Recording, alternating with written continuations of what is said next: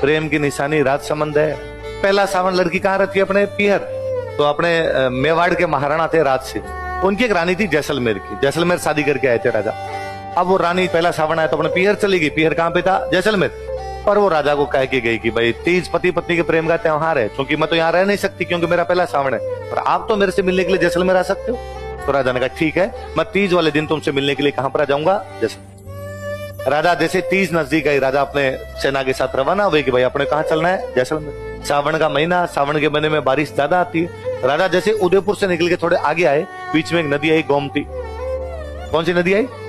और गोमती नदी में बारिश ज्यादा थी, इसलिए पानी बहुत ऊपर तक था। इसलिए मंत्री संतरी सैनिक जो साथ में थे उन्होंने कहा राजा नदी क्रॉस नहीं कर सकते, नदी में पानी बहुत ज्यादा है, हमें थोड़ा वेट करना पड़ेगा ताकि नदी का पानी उतरे तो घोड़े अंदर उतारे जा सकते हैं। अभी यदि घोड़े उतरे तो बह जाएंगे इसमें। तो राजा ने कहा ठीक है, बाढ़ की स्थिति तो रुक जाए।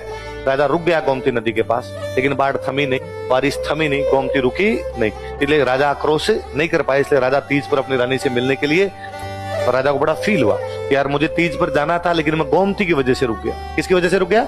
यार गोमती ने बांध दिया मुझे। तो जिन गोमती यदि नहीं रोकती तो मैं मेरी रानी से मिलने के लिए कहां चला जाता? जैसलमेर।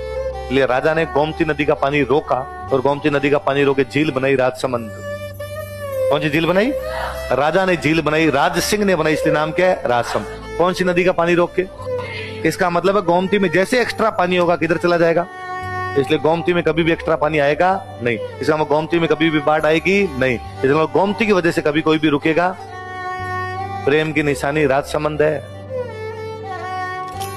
प्रेम की निशानी राजा लगा, मैं मेरी रानी से मिल नहीं पाया था, आइंदा से कोई भी इस प्रकार से कोई भी बंदा अपनी पत्नी से बिना मिले गोमती की वजह से तो कम रुकेगा